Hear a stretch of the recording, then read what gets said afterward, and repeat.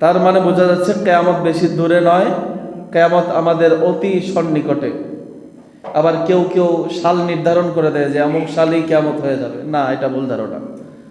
আল্লাহর যখন ইচ্ছা তখন কিয়ামত সংগঠিত করবেন। তবে আমাদের প্রিয় নবীজি রহমাতুল্লিল আলামিনের জবান থেকে যে আলামতগুলি তিনি বলে গিয়েছেন, সে আলামতকে অনুধাবন করলে, পড়াশোনা করলে দেখা যায় যে অতি নিকটেই আছে কিয়ামত, বেশি দূরে নাই। তো সেই আলামত নিয়ে আজকে আলোচনা করব। আল্লাহর হাবিব রহমাতুল্লিল আলামিনের উপর আল্লাহ কোরআন অবতীর্ণ করেছেন। কোরআনেও আল্লাহ রাব্বুল আলামিন কিয়ামত সম্পর্কে অনেক আয়াত, অনেক সূরা নাজিল করেছেন। সূরা কিয়ামা নামে একটা সূরা আছে। এছাড়া অসংখ্য আয়াতে আল্লাহ পৃথিবী যে ধ্বংস করে দিবেন, পৃথিবী যে চিরস্থায়ী নয়, ক্ষণস্থায়ী, সেটা আল্লাহ তুলে ধরেছেন। তন্মধ্যে একটা আয়াত হলো সূরা রহমানের আয়াত। আল্লাহ রাব্বুল আলামিন বলতেছেন, কুল্লু মান আলাইহা ফান, সব কিছু ধ্বংস হয়ে যাবে, সব কিছু বিলীন হয়ে যাবে, কিচ্ছু থাকবে না। আল্লাহর জমিনে যা কিছু সৃষ্টি হয়েছে সব ধ্বংস করে দিবেন আল্লাহ। একমাত্র আল্লাহ রাব্বুল আলামিন ব্যতীত সব ধ্বংস হয়ে যাবেন। আল্লাহ রাব্বুল আলামিন বলতেছেন, ওয়ায়াবকা ওয়াজহু রাব্বিকা যুল জালালি ওয়াল ইকরাম। ইয়া রাসূলুল্লাহ, পৃথিবীর ওপর যা কিছু আছে সব ধ্বংসশীল, আর চিরস্থায়ী একমাত্র আপনার প্রতিপালকের সত্তা, যিনি মহামহিন এবং উচ্চ মর্যাদা সম্পন্ন। তথা আল্লাহ রাব্বুল আলামিন ছাড়া পৃথিবীতে আর কিছুই অবশিষ্ট থাকবে না। কিয়ামত সংগঠিত হয়ে যাওয়ার পর মানুষদেরকে আবার পুনরায় জীবিত করা হবে, পরকালের জন্য হাসরের ময়দানে নিয়ে যাওয়া হবে। ওইটা আলাদা সাবজেক্ট। আজকে আমি শুধু কিয়ামতের আলামত সম্পর্কে আপনাদেরকে কিছু হাদিসে পাক নবী রহমাতুল্লিল আলামিন যে আলামতগুলি বলে গিয়েছেন, সে আলামতগুলি আলোচনা করব। তো আল্লাহ রাব্বুল আলামিনের হাবিব অসংখ্য হাদিসের মধ্যে অসংখ্য আলামত বর্ণনা করেছেন। তন্মধ্যে বুখারী মুসলিম মিশকাত শরীফের হাদিস, হযরত আনাস ইবনে মালিক রাদিয়াল্লাহু তাআলা আনহু থেকে হাদিস, আল্লাহর হাবিব রহমাতুল্লিল আলামিন ইরশাদ করছেন যে কিয়ামতের আলামতের মধ্যে রয়েছে ধর্মীয় জ্ঞান উঠে যাবে। ইসলামিক যেই জ্ঞান, ইসলামিক ফিকহের জ্ঞান, কোরআন হাদিসের জ্ঞান, এই জ্ঞানগুলি দিন দিন কমে যাবে। যদিও আমরা দেখতেছি আলেমের সংখ্যা বাড়তেছে, হুজুরের সংখ্যা বাড়তেছে, কোরআন হাদিস পড়ার সংখ্যা বাড়তেছে, কিন্তু এই বাড়ার মধ্যে অনেক কমতি রয়েছে। বিশেষ করে ইমাম বুখারী রহমতুল্লাহ আলাইহি যেই পরিমাণে হাদিস, যেই পরিমাণে এলেম রাখতেন, তার 100 ভাগের 1 ভাগও এখন বর্তমান মৌলানারা জানে না। তার মানে কমে যাচ্ছে। এখন আমাদের ওস্তাদ যারা, আমাদের ওস্তাদের 100 ভাগের 1 ভাগও আমরা জানি না। আবার আমাদের পরবর্তীতে যেই জেনারেশন আসবে, তারাও একই কথা বলবে যে আমাদের ওস্তাদ থেকে আমরা আরো কম জানি। তো আল্লাহ রাব্বুল আলামিন, যদিও দেখা যাচ্ছে যে ইলমে দ্বীনের প্রচার প্রসার হচ্ছে, কিন্তু আল্লাহর হাবিব বলতেছেন কিয়ামত যখন আসবে, এর আগে আল্লাহ তাআলা রাব্বুল আলামিন ইলমে দ্বীনের যেই জ্ঞান, এই জ্ঞান মানুষের থেকে কমে যাবে, বাড়বে না, কমবে। মূর্খতা বৃদ্ধি পাবে, মানুষ মূর্খ হয়ে যাবে। মূর্খ হইতে হইতে এমন অবস্থা হবে, মূর্খ ব্যক্তির কাছে গিয়ে বিভিন্ন মাসলা মাসাইল জিজ্ঞাসা করবে, ওই ব্যক্তিও নিজের বড় প্রমাণ করার জন্য আন্তাজি ফতুয়া দিবে। ফতুয়া দেওয়ার পর ওই ফতুয়ার মাধ্যমে ফিতনা প্রকাশ হবে। মানুষ এমন মূর্খ হবে, মূর্খ ব্যক্তির কাছে গিয়ে মাসালা জানতে চাইবে, মূর্খ ব্যক্তিও নিজের বড় প্রমাণ করার জন্য মাসালা দিয়ে দিবে। এই মাসালার কারণে সমাজে ফিতনা সৃষ্টি হবে। এই ফিতনা আবার তারই দিকে ধাবিত হবে। হযরত আলী রাদিয়াল্লাহু তাআলা আনহু হাদিস। তো মূর্খতা বেড়ে যাবে, মূর্খতার চরম সীমা অতিক্রম করতেছে বর্তমান সমাজ। আপনারা সমাজের দিকে লক্ষ্য করলে দেখবেন যে মানুষ যতই শিক্ষায় শিক্ষিত হচ্ছে, বড় ইউনিভার্সিটিতে, বড় কলেজ ভার্সিটিতে পড়ুক না কেন, এমন এমন কাজ করে পড়ে এসে মূর্খ মানুষ এইসব কাজ করে না। বিশেষ করে উচ্চ পদে কেউ যদি যেতে পারে, তাহলে তো তার অবস্থা খুবই খারাপ হয়। ওই দিকে আর নাই বলি, জেনা ব্যভিচার বেড়ে যাবে, সমাজে অশ্লীলতা বেড়ে যাবে। জেনাকে মানুষ জেনা মনে করবে না, সাধারণ মনে করবে। জেনা ব্যভিচার, অবৈধ মেলামেশা বেড়ে যাবে। ছেলেমেয়েরা অবাধে মেলামেশা করবে, একসাথে চলাফেরা করবে, কোনো বাধা বিপত্তি থাকবে না সমাজে। মানুষ এটা যে হারাম জিনিস, এটা যে খারাপ জিনিস, এটা তাদের চিন্তাও আসবে না। যে একটা ছেলে একটা মেয়ে একসাথে রাস্তা দিয়ে হাঁটতেছে, দুইজনেই বেগানা, দুইজনের জন্য হারাম, এটা যে একটা খারাপ জিনিস বর্তমানে এটা অনেকে চিন্তাও করে না যে দুইজন হাঁটতেছে সমস্যা কি। আসলে এটা কিন্তু জেনা। আল্লাহ আমাদের সকলকে এই সমস্ত জেনা ব্যভিচার থেকে বেঁচে থাকার তৌফিক দান করুক। আর জেনা ব্যভিচার বেড়ে যাওয়ার কারণ হলো ছেলে মেয়েদেরকে সঠিক সময়ে বিবাহ না দেওয়া। আপনার ছেলের বয়স 22, 23, 24, 25 হয়ে গেছে, ছেলেকে বিবাহ করাচ্ছেন না। ছেলে বিবাহের কথা বললে ঘর থেকে বলা হয় আগে স্টাবলিশ হও, নিজের পায়ে দাঁড়াও, তারপরে বিবাহ। অথচ ছেলে প্রেম করতেছে এটা যদি ঘরে বলে, মা তেমন গুরুত্ব দেয় না, দুষ্টামি হিসেবে নিয়ে নেয়। ছেলে প্রেম করতেছে এটা স্বাভাবিক, বিয়ে করতে চাচ্ছে এটা অস্বাভাবিক। প্রেম করতে গিয়ে কত জানা বিবেচার হচ্ছে ছেলে মেয়ের মাধ্যমে, যেগুলির কারণে সমাজে ইফটিজিং, অশ্লীলতা, অবৈধ সম্পর্ক বেড়ে যাচ্ছে। এই জন্য আমাদের উচিত আমাদের ছেলেমেয়েরা যখন মোটামুটি একটা বয়সে উপনীত হবে, ইনকাম সোর্স থাকুক আর না থাকুক, আপনি বাবা হিসেবে আপনার যদি অ্যাবিলিটি থাকে, আপনার সন্তানকে আপনি বিবাহ করিয়ে দিবেন। বিবাহের মাধ্যমে চোখের হেফাজত হয়, চরিত্রের সংবরণ হয়, চরিত্রের হেফাজত হয়। এই জন্য আমাদের উচিত, আমরা গার্জিয়ান হিসেবে আমাদের সন্তানেরা যখন কমপক্ষে 20-22-এ চলে যাবে ছেলেরা, তাদেরকে যেন আমরা বিবাহ করিয়ে দিই। তারপর আল্লাহর হাবিব রাহমাতুল্লাহ আলামিন বলতেছেন, মদ্যপান, মাদক দ্রব্য এসব সমাজে বেড়ে যাবে। প্রকাশ্যে মদ খাইবে, প্রকাশ্যে মদ্যপান, মাদক জাতীয় যত দ্রব্য আছে এগুলি মানুষ প্রকাশ্যে খাবে, এটা আরো ফখর মনে করবে, গর্ব মনে করবে। এই মদ খাওয়া যে হারাম, ইসলামে অবৈধ, এটা তার চিন্তা ধারণায় থাকবে না। খাবে তো খাবে, আবার গর্ব করে মানুষকে দেখাবে। এখন আমাদের ইয়াং জেনারেশন যারা দেখবেন যে 20-25 বছর, 16 থেকে 25 বছরের ছেলেরা বিভিন্ন অনুষ্ঠানের মধ্যে মদ কিনে আনে। মদ কিনে আইনা কি করে, সারা রাত ওই ডিজে গান বাজায়, মাদক দ্রব্য অথবা মদ জাতীয় কিছু একটা খায়, খাইয়া এগুলি আবার ছবি ওঠায় ফেসবুকে স্টোরি দেয়। তার মানে বোঝাচ্ছে এটা যে হারাম কাজ করতেছে, লুকায় তো করে এটা আবার ওই সোশ্যাল মিডিয়াতে প্রকাশও করে। তার মানে মদ খাইতেছে এটা তো একটা গুনাহ, প্রচার করতেছে এটা আরেকটা গুনাহ। এটা আমাদের গার্জিয়ানদের সামনেই হয়। গার্জিয়ানেরা বলে, আরে আমাদের বাড়িতে কেউ প্রতিদিন অনুষ্ঠান হয় নাকি, একদিনই তো খাবে, খাক। আপনার সন্তানকে একদিনের জন্য, 1 ঘন্টার জন্য আগুনে ফেলে দিতে পারবেন না। কিন্তু ওই রাতের বেলা, অনুষ্ঠানের আগের রাত্রিতে পোলাপান মদ খাইতেছে, মাদক দ্রব্য সেবন করতেছে, আপনি নিষেধ করতেছেন না। এই জন্য আপনারও জবাবদিহিতা আছে। এই জন্য দায়িত্বশীল যারা আছেন, অনুষ্ঠানগুলি যারা পরিচালনা করেন, অবশ্যই অনুষ্ঠানের আগে ছেলেদেরকে, পোলাপাইনদেরকে শক্ত করে হুঁশিয়ারি দিতে হবে যেন কোনো প্রকারের মাদক দ্রব্য ওই রাত্রিতে সেবন না করা হয়। এই মাদক দ্রব্য বৃদ্ধি পাবে, কিয়ামতের আলামত বলতেছে, এগুলি কিয়ামতের আলামত।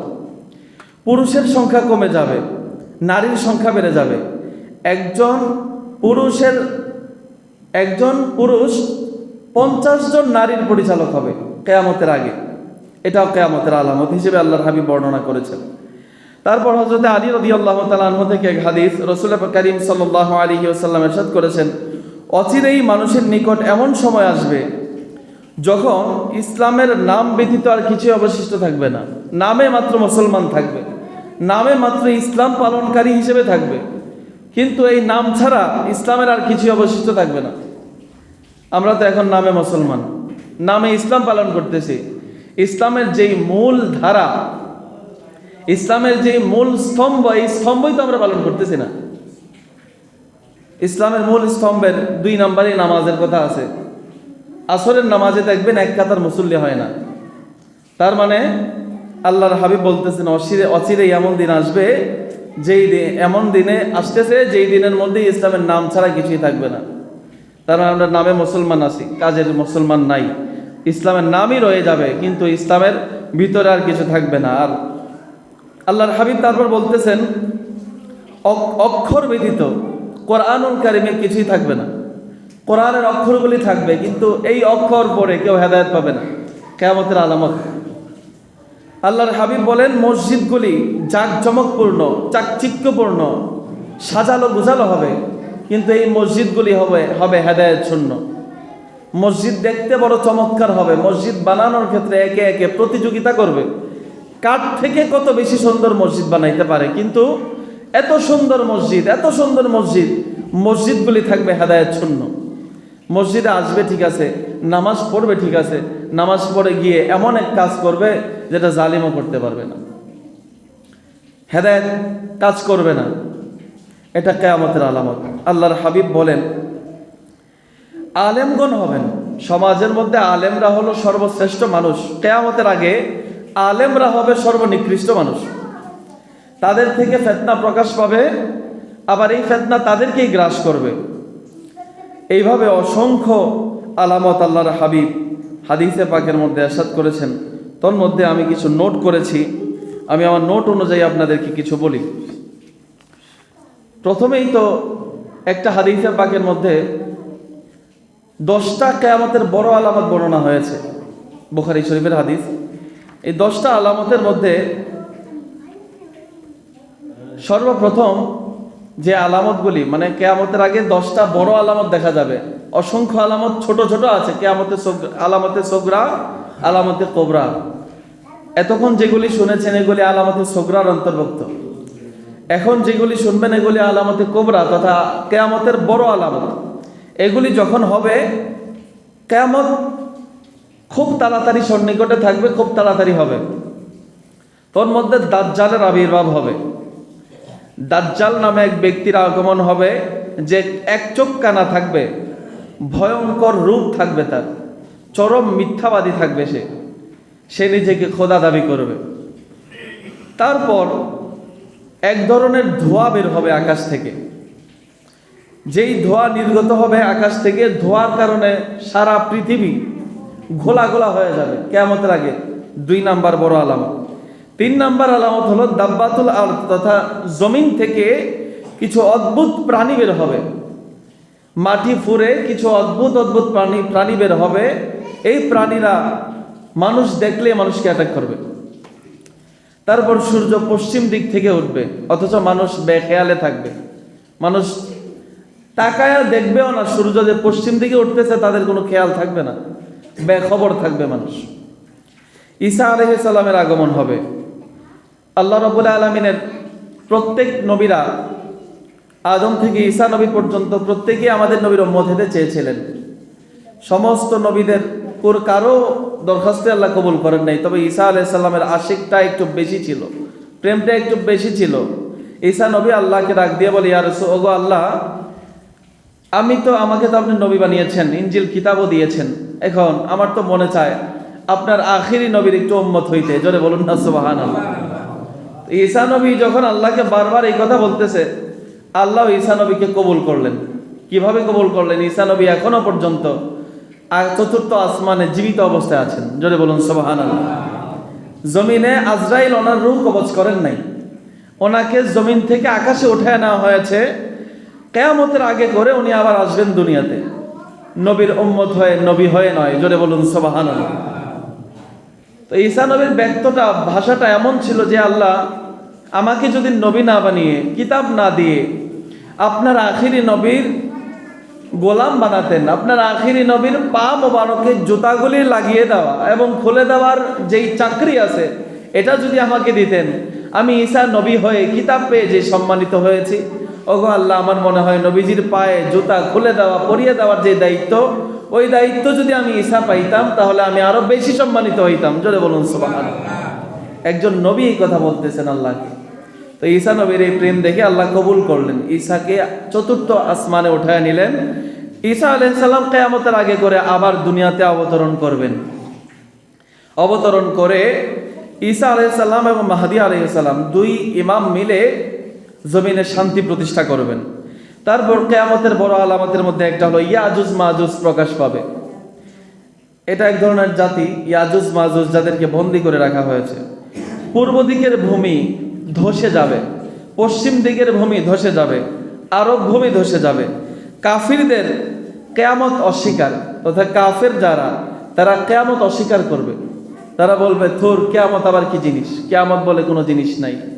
এই হলো 10টা বড় আলামত। এই আলামতগুলি যখন প্রকাশ পাবে, কিয়ামত খুবই নিকটে থাকবে।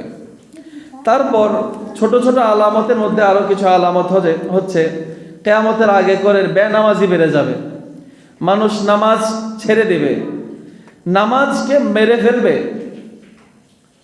ওই যে সপ্তাহে একদিন জুমার দিন এসে নামাজ পড়বে, 5 ওয়াক্ত নামাজ জুমার দিনের মতো ফরজ, কিন্তু 5 ওয়াক্তের দিকে কোনো নজর থাকবে না, দৃষ্টি থাকবে না, 5 ওয়াক্তের কোনো খবর নাই, সপ্তাহে একদিন এসে নামাজ পড়ে। এটাই নামাজ মেরে ফেলা, নামাজের প্রতি অবহেলা, নামাজের প্রতি গাফেলতি। কিয়ামতের আগে বেনামাজি বেড়ে যাবে। বেনামাজি যখন বেড়ে যাবে তখন কিয়ামত সন্নিকটে। আমানতের খেয়ানত হবে।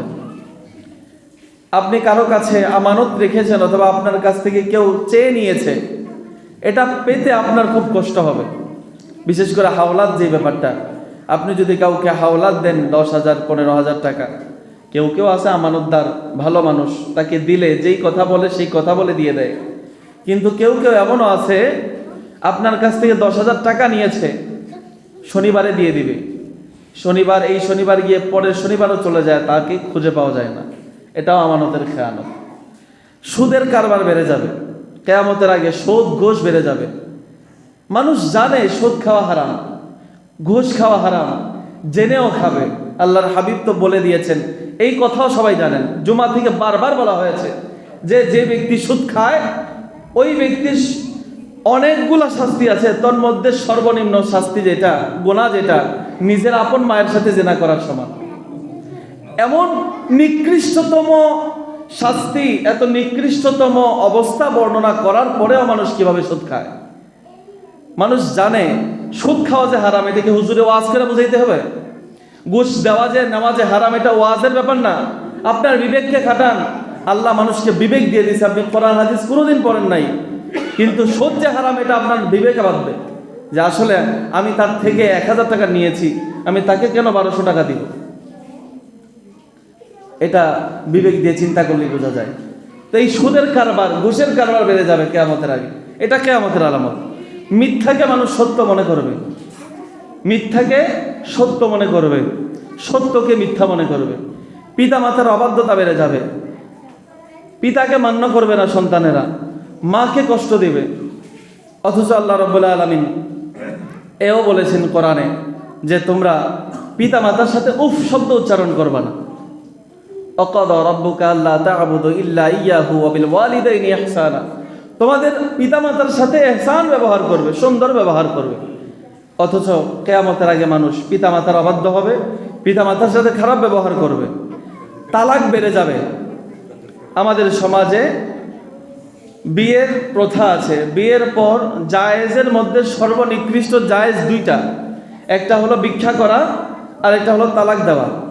তালাক দিতে পারবেন, জায়েজ আছে, কিন্তু এটা জায়েজের মধ্যে সর্বনিকৃষ্ট। তালাকের ক্ষেত্রে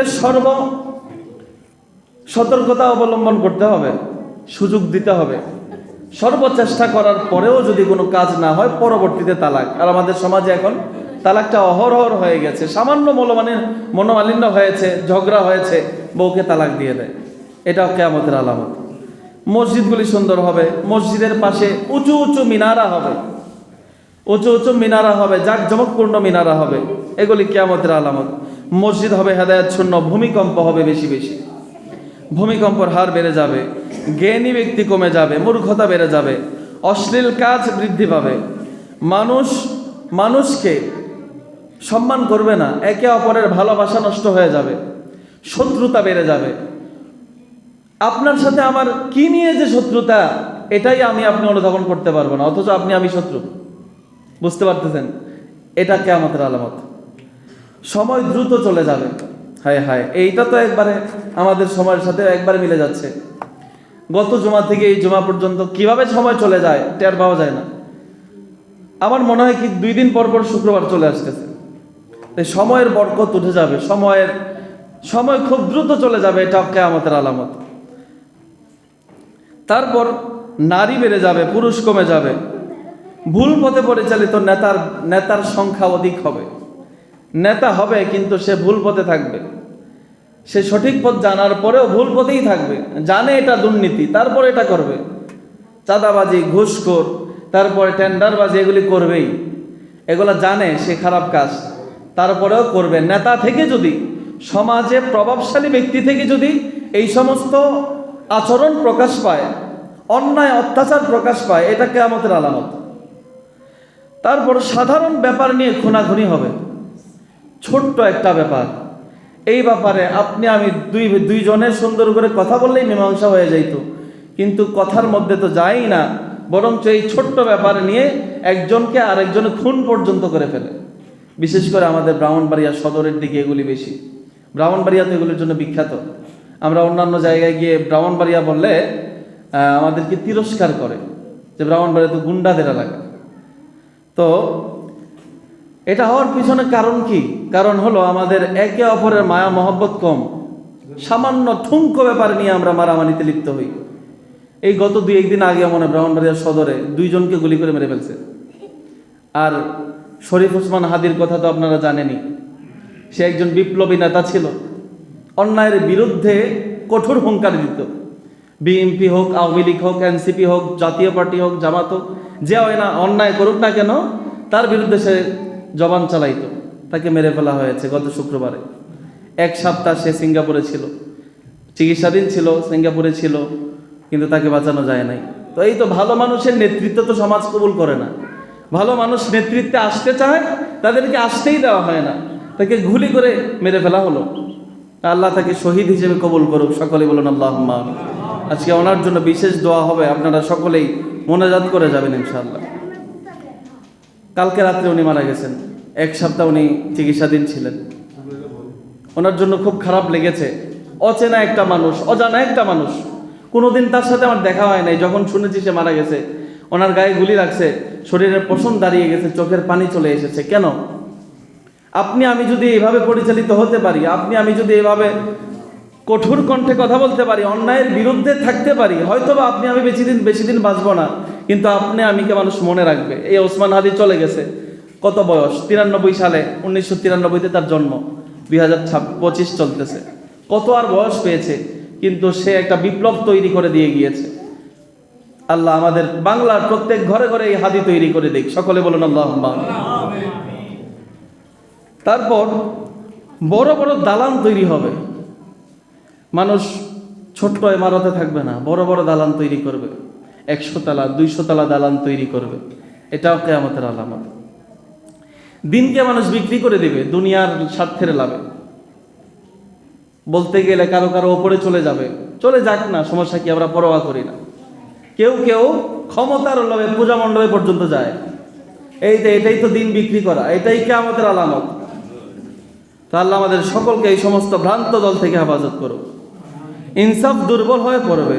রেশম কাপড়ের মানুষ রেশম পোশাক বেশি বেশি পরবে, জুলুম অত্যাচার বেড়ে যাবে, হঠাৎ মৃত্যু এসে যাবে, হঠাৎ মৃত্যু বেড়ে যাবে।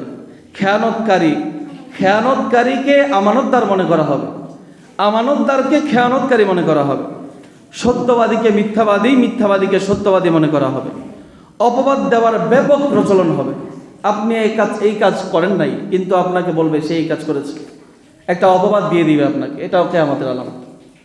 এইভাবে অসংখ্য কিয়ামতের আলামত আল্লাহর হাবিব বর্ণনা করেছেন, কত বলবো।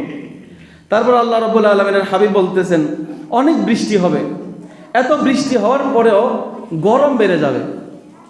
বৃষ্টি এত বেশি হওয়ার পরেও গরম বেড়ে যাবে, এটাও কিয়ামতের আলামত। আলেমরা গুনাহে, বড় বড় গুনাহে লিপ্ত হবে। স্বর্ণের ব্যাপক প্রচলন হবে, রৌপ্যের চাহিদা বেড়ে যাবে, সমাজের নিরাপত্তা কমে যাবে। মানুষ সাধারণভাবে চলাফেরা করতে পারবে না, নিরাপদ থাকবে না।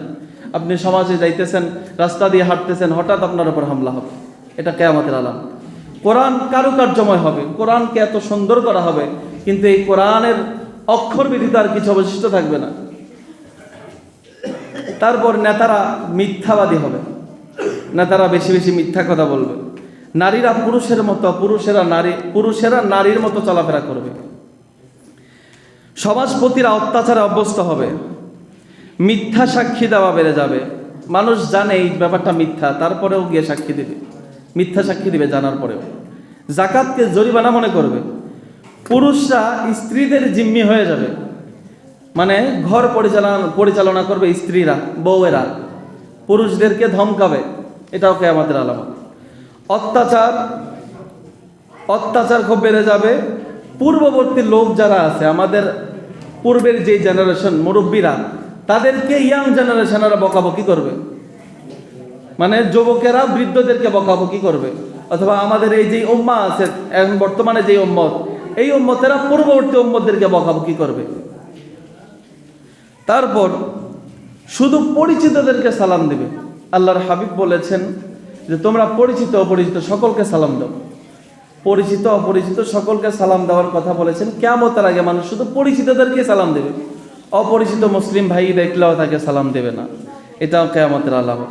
আল্লাহর নাম ছাড়া অন্যান্য বস্তুর নামে কসম করা, এটাও কিয়ামতের আলামত।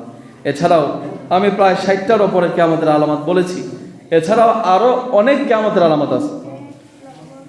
আল্লাহ রাব্বুল আলামিন আমাদের সকলকে কঠিন কিয়ামত থেকে, কিয়ামতের আলামত বুঝে নিজেরা সংশোধিত হওয়ার, নামাজি হওয়ার তৌফিক দান করুক। সকলেই বলুন আল্লাহুম্মা আমিন।